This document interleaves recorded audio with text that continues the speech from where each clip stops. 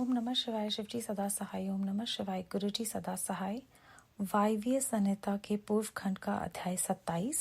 मंदराचल पर गौरी देवी का स्वागत। महादेव जी के द्वारा उनके और अपने उत्कृष्ट स्वरूप एवं अविच्छेद्य संबंध पर प्रकाश तथा देवी के साथ आए हुए व्याघ्र को उनका गणाध्यक्ष बनाकर अंतःपुर के द्वार पर सोमनंदी नाम से प्रतिष्ठित करना।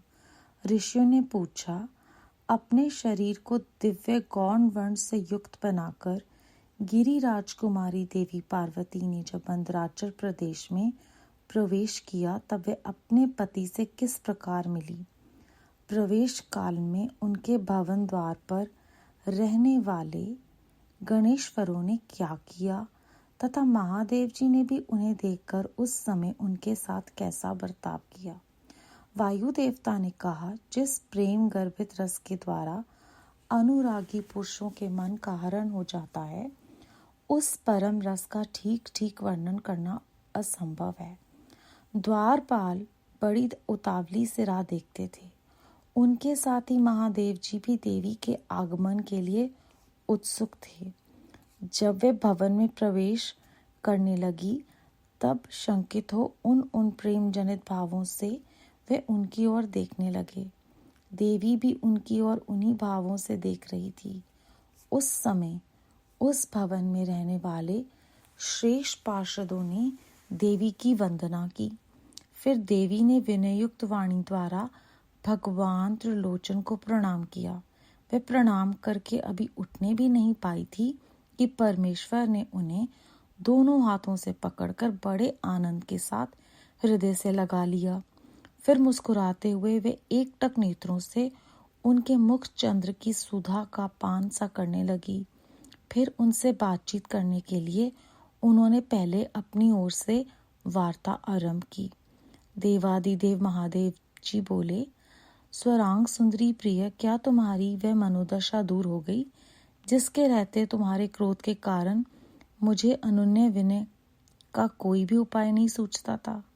यही साधारण लोगों की भांति हम दोनों में भी एक दूसरे के अप्रिय का कारण विद्यमान है। तब तो इस चराचर जगत का नाश हुआ ही समझना चाहिए। मैं अग्नि के मस्तक पर स्थित हूँ और तुम सोम के। हम दोनों से ही ये अग्नि सोमात्मक जगत प्रतिष्ठित है। जगत के हित के लिए स्वेच्छा से शरीर धारण करके विचरने वाले हम दोनों के वियोग में यह जगत निराधार हो जाएगा। इसमें शास्त्र और युक्ति से निश्चित किया हुआ दूसरा हेतु भी है। ये स्थावर जंगम रूप जगत वाणी और असमर्थ ही है। तुम साक्षात वाणी में अमृत हो और मैं अथर में परम उत्तम अमृत हूँ। ये दोनों अमृत एक दूसरे से विलग कैसे हो सकते हैं। तुम मेरे स्वरूप का बोध कराने वाली विद्या हो और मैं तुम्हारे दिए हुए विश्वास पूर्ण बोध से जानने योग्य परमात्मा हूँ। हम दोनों क्रमशः विद्यात्मा और वेदात्मा हैं। फिर हम में वियोग होना कैसे संभव है। मैं अपने प्रयत्न से जगत की सृष्टि और संहार नहीं करता। एकमात्र आज्ञा से ही सबकी सृष्टि और संहार उपलब्ध होते हैं। वह अत्यंत गौरवपूर्ण आज्ञा तुम ही हो। ऐश्वर्य का एकमात्र सार आज्ञा शासन है, क्योंकि वही स्वतंत्रता का लक्षण है। आज्ञा से वियुक्त होने पर मेरा ऐश्वर्य कैसा होगा। हम लोगों का एक दूसरे से विलग होकर रहना कभी संभव नहीं है। देवताओं के कार्य की सिद्धि के उद्देश्य से ही मैंने उस समय उस दिन लीला पूर्वक व्यंग वचन कहा था। तुम्हें भी तो यह बात अज्ञात नहीं है, फिर तुम कुपित कैसे हो गई। अतः यही कहना पड़ता है कि तुमने मुझ पर भी जो क्रोध किया था वह त्रिलोकी की रक्षा के लिए ही था, क्योंकि तुम में कोई ऐसी बात नहीं है जो जगत के प्राणियों का अनर्थ करने वाली हो। इस प्रकार प्रिय वचन बोलने वाले साक्षात परमेश्वर शिव के प्रति श्रृंगार रस के सारभूत भावों के प्राकृतिक जन्मभूमि देवी पार्वती अपने पति की कही हुई यह मनोहर बात सुनकर इसे सत्य जान मुस्कुराकर रह गई। लज्जावश कोई उत्तर न दे सकी। केवल कौशिकी के यश का वर्णन छोड़कर और कुछ उन्होंने नहीं कहा। देवी ने कौशिकी के विषय में जो कुछ कहा उसका वर्णन करता हूँ। देवी बोली, भगवान, मैंने जिस कौशिकी की सृष्टि की है उसे क्या आपने नहीं देखा? वैसी कन्या न तो इस लोक में हुई है न होगी। यूं कहकर देवी ने उसके विंध्य पर्वत पर निवास करने तथा सम्रांगण में शुंभ और निशुंभ का वध करके उन पर विजय पाने का प्रसंग सुनाकर उसके बल पराक्रम का वर्णन किया। साथ ही यह भी बताया कि वह उपासना करने वाले लोगों को सदा प्रत्यक्ष फल देती हैं तथा निरंतर लोगों की रक्षा करती रहती हैं। इस विषय में ब्रह्मा जी आपको आवश्यक बातें बताएंगे। उस समय इस प्रकार बातचीत करती हुई देवी की आज्ञा से एक सखी ने उस व्याघ्र को लाकर उनके सामने खड़ा कर दिया। उसे देखकर देवी कहने लगी, देव, यह व्याघ्र मैं आपके भेंट के लिए लाई हूँ। आप इसे देखिए। इसके समान मेरा उपासक दूसरा कोई नहीं है।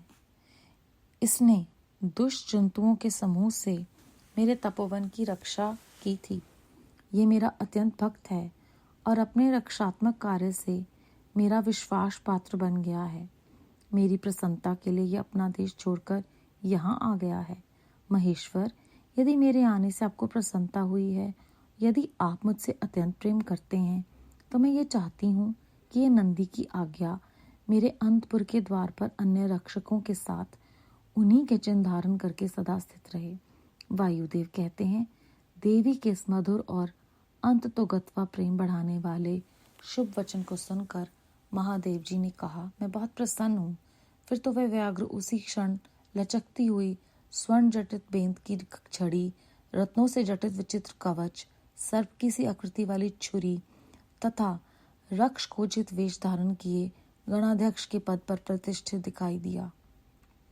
उसने उमा सहित महादेव और नंदी को आनंदित किया था, इसलिए सोम नंदी नाम से विख्यात हुआ। इस प्रकार देवी का प्रिय कार्य करके चंद्रभूषण महादेव जी ने उन्हें रत्न भूषित दिव्य आभूषणों से भूषित किया। चंद्रभूषण भगवान शिव ने स्वर्ण मनोहारिणी गिरिजा कुमारी गौरी देवी को पलंग पर बिठाकर उस समय सुंदर अलंकारों से स्वयं ही उनका श्रृंगार किया। अध्याय 27 समाप्त। इस अध्याय में ऋषियों ने वायु देवता से पूछा कि किस प्रकार देवी जो है वो महादेव जी से मिली और महादेव जी का उनके साथ कैसा बर्ताव था। तो वायु देवता जी ने बताया कि जब प्रेम से गर्भित रस में अनुराग के साथ पुरुष का मन हरण हो जाता है तो उस रस को तो बयान करना असंभव है, किंतु उन्होंने कहा कि वो उन दोनों ने एक दूसरे को प्रेम जनित भावों से देखा। उन्होंने विनय युक्त वाणी द्वारा शिव जी भगवान को प्रणाम किया। महादेव जी उन्हें स्वरांग सुंदरी कहकर संबोधित करते हैं, क्योंकि पहले उन्होंने ये कहा था कि तुम काली हो। किया तो उन्होंने मनोविनोद था, लीला के लिए, लोगों के हित के लिए उन्होंने ये सब लीला रची थी ताकि शुंभ और निशुंभ का वध हो सके। और अब वो पूछते हैं कि तुम्हारी मनोदशा दूर हो गई। और फिर वो बहुत प्यार से कहते हैं कि अगर हम भी साधारण लोगों की तरह एक दूसरे का अप्रिय सोचेंगे तो जगत का तो नाश हो ही जाएगा। फिर वो उनको बताते हैं कि मैं अग्नि के मस्तक पर स्थित हूँ और आप सोम के। इस तरह से अग्नि सोमातक पर पूरा जगत प्रतिष्ठित है। हम अपनी इच्छा से दोनों शरीर धारण करते हैं। फिर वो देवी को बताते हैं कि तुम साक्षात वाणी में अमृत हो और मैं अर्थ में परम उत्तम अमृत हूँ। ये एक दूसरे से तो अलग हो नहीं सकते। तुम मेरे स्वरूप का बोध कराने वाली विद्या हो और मैं तुम्हारे दिए हुए विश्वासपूर्ण बोध से जानने युक्त परमात्मा। हम दोनों विद्यात्मा और वेदात्मा हैं, तो हमारे में तो वियोग हो ही नहीं सकता। ये सब सुनकर पार्वती देवी जो हैं वो लज्जावश केवल मुस्कुरा ही पाती हैं और वो सिर्फ कौशिकी जी का वर्णन करती हैं। और उसके बाद वो कहती हैं कि आपको ब्रह्मा जी इसके बारे में आवश्यक बातें बताएंगे। इतने में उनकी सखी जो हैं वो व्याघ्र को ले आती हैं और चंद्रभूषण महादेव जी उस व्याघ्र को रतन भूषित दिव्य आभूषणों से भूषित करके गणाध्यक्ष के पद पर प्रतिष्ठित करते हैं। उस व्याघ्र ने देवी पार्वती, महादेव जी और नंदी जी को आनंदित किया था, इसलिए उसका नाम सोमनंदी है। उसके उपरंत भगवान महादेव स्वर मनोहरिणी गिरिजा कुमारी गौरी का स्वयं अलंकारों से श्रृंगार करते हैं। बेअंत शुक्राना गुरु जी महाराज, बेअंत शुक्राना। ओम नमः शिवाय। शिव जी सदा सहाय। ओम नमः शिवाय। गुरु जी सदा सहाय।